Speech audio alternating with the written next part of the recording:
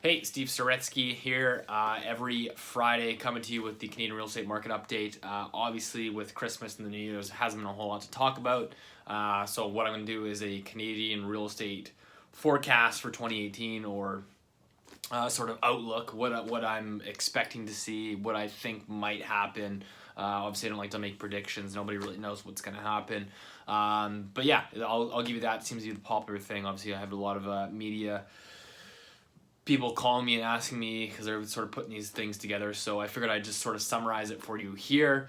I just did one on BNN, which I'll post in the next day or two.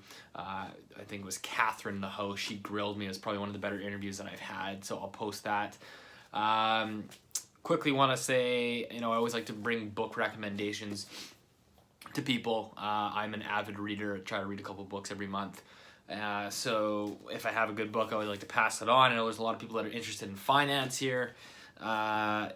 Just got this one. It's called Super Hubs. I highly recommend it. It says how the financial elite and their networks rule our world.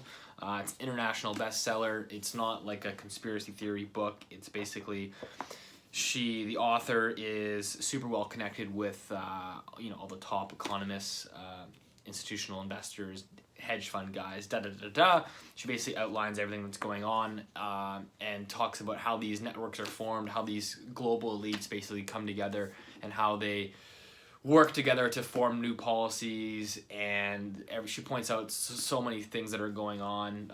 Obviously, she points out the wealth inequality gap that's growing exponentially, and some of the central bank policies that have helped exacerbate that wealth inequality. Very good book, again, called Super Hubs. Highly recommend that. And gonna jump into, lastly, I recorded the podcast with Jared Dillian of Malden Economics, obviously well-respected institutional investor. His podcast is called the Dirt Cast, and my interview with him will be out live on iTunes next week. I'll post that. So if you can obviously go and download that. His last interview on Canadian real estate was with Seth Daniels of JDK Capital. So hoping to surpass that in downloads. Obviously, if you can support that, I would really appreciate it.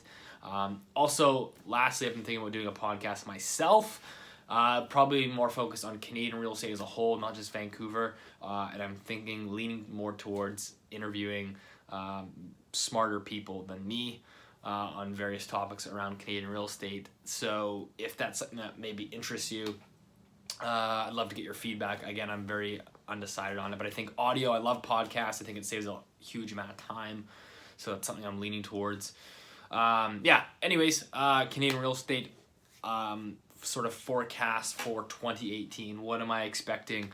Again, I think it's very hard to predict. I think with the one thing that I'm looking for, and this is one of the blog posts that I did this week, is it appears that mortgage credit growth is now starting to decelerate, meaning the growth is starting to slow down and starting to taper. So, I've always said that's a huge mortgage credit growth ultimately leads house prices. There's been a lot of research and data on that. So I think based on the amount of credit that we have in the system, how dependent our economy is on credit to continue to fuel the growth, I think as soon as you start tapering that growth and bringing it down, and a lot of these policies that OSFI is bringing out with mortgage stress testing, Bank of Canada's hiked the rates a couple times. That's all really geared towards slowing down household indebtedness. It's really geared towards cooling the housing markets. And so I think if they start to continue to go down this decelerating credit path, I think that's a very early indicator of a potential slack in demand and a potential household deleveraging situation. Again, credit is still growing at just over 5% a year, so very early to say that. But one of the things for 2018 that is going to be a must watch is watch Canadian credit. If that continues to grow, how it's growing. I'm really going to focus on mortgages, on mortgage credit growth, because that ultimately is the biggest thing for me.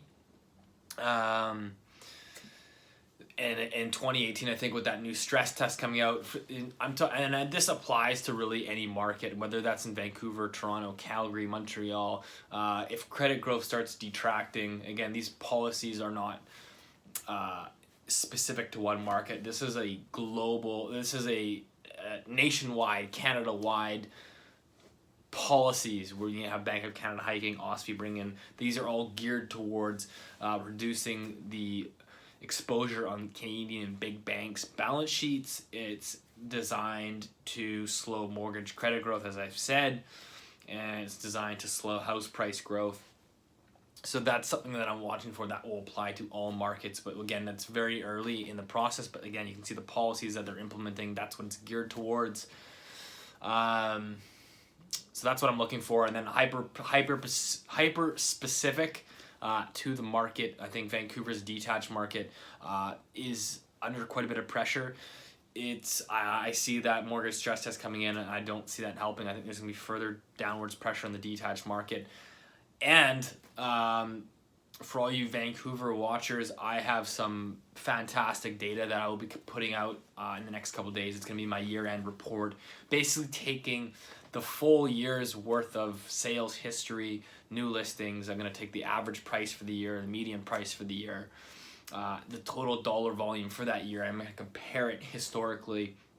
And what you can see, this is an early preview for you, what you can see in the detached market is the average and median price is down about 6% comparing to last year. The dollar volumes have dropped off significantly. So that detached market is clearly in the process of trending downwards, of really in a correction. So I think if you're adding on more credit tightening, I don't think that's going to help that market. As for the condo market, that still has been inching up. The dollar volumes again were up. The inventory as of right now, and this was something that I got grilled on BNN with Catherine. She basically said, well, like, are you trying to pump the condo? So why would the detached market, why do you feel the detached market would start to fall and the condo market wouldn't? And the simple reason for that is I was trying to explain to her, but obviously you got a short time frame on the news, is they are different markets, meaning that the condo market right now has that historically low inventory level. So even if you start to bring back the demand, you still have to have inventory levels creep up so that buyers can start having options to go and choose from, and that ultimately starts pushing down prices, right? So now it's like, if you're in the detached housing market and you want to sell your house and you're competing with 10 other houses that are identical, generally the house that's going to sell is the seller that's willing to take the reduction. And so in the condo market, we just don't have that inventory levels where they need to be in order to see prices come down. So I'd basically just summarize to her, I think that we're going to see price growth slowing down. I think in the short term window, the best case scenario is condo prices sort of flatline. But again, in a longer term window, I don't know where condo prices will be at the end of the year, but I'm saying in the next 3 to 6 months, based on where we are, housing markets are very, very sticky. House prices don't drop overnight. So that was my thesis for that. That's my thesis for Vancouver. I think that the detached has really, it peaked out about a year and a half ago. It's taken some time for buyers and sellers to adjust to a sort of a newer reality, and you're now starting to see those prices coming down, and you can very clearly see that reflected in the data. And the condo market simply is not in that stage or process yet. I'm not saying it can't get there, but I'm saying it's still, to me, far off. Unless, of course, you have some sort of macro event that can come in and change that drastically. But if everything is staying the same, that's how I see it playing out. The condo market still has some time for things to play out. That's my thesis. Toronto's market, obviously, talking with a lot of realtors there, it seems like the detached is down roughly about 10%. The average price, unfortunately, can skew things. The higher stuff doesn't sell first. That's usually the first to go, and that will start to bring the average price down, making it look more dramatic. That's what we saw in Vancouver after the foreign buyers tax. But it seems to be looking at the typical house, Toronto's down about 10%. And again, Their new listings are climbing rapidly. Their inventory is climbing rapidly as sales fall. And then you're throwing in a mortgage stress test on top of that. In a market where 85% of mortgages are low ratio, so a lot of those weren't stress tested back on the first stress test in 2016. So I think that's further downwards pressure on that Toronto detached market. Now, from what I understand, is condos are still increasing there, but new listings are increasing quite significantly, and sales are starting to slow down. So I think that, again, that's going to be a bit of a lag effect. It'll be interesting to see. It really depends on how the market digests these new stress test rules, right? So does that push people down the ladder that was going to buy a single family house? Does it push them into a townhouse? And does it push the townhouse buyers down into the condo market?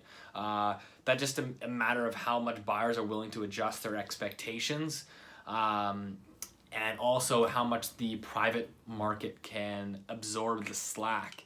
As I've said, the huge prevailing sentiment right now is these private lenders going to pick up the slack. These guys are thirsty. They are looking for a return, and they don't care if people can't afford the payments, because as long as they have, as long as they're on title, which they're either registered as a first or second on title, they will gladly take you to court and foreclose on you and take the equity that you have in there. So there's going to be a lot of predatory lending, I think, as people get squeezed from the stress test, as they look for alternative options, because people are desperate to enter the market. Again, that's the Canadian belief, right? So I think that these private guys are going to take them to the cleaners. I think another thing to really watch, right, as we now start to enter into really a full year of corrections in Toronto coming up, in Vancouver in the detached market, you're getting close to a year over year where, if you bought a year ago at this time, you likely, after fees and all that, you're down money, unless it's at the very, very entry level detached. And so all these people that took on private lending, right, so all these people that they did 1 year of private financing in hopes that their equity would rise, and then they could transition into a traditional mortgage. So just to give you an example, in Toronto, right, if you bought a detached house from a private lender for 1 year, or even say you did a 1 year at Home Capital at a higher interest rate, and then you hope to build that equity up in a rising market, and refinance with RBC at 3.2% on a 5-year fixed. That's going to be pretty much impossible to do if you bought a year ago and your house has dropped 10%. You're basically now stuck in almost a rat wheel with these private lenders. And eventually these private lenders are not going to have the appetite. They're going to say, hey, now prices are down, say 15%.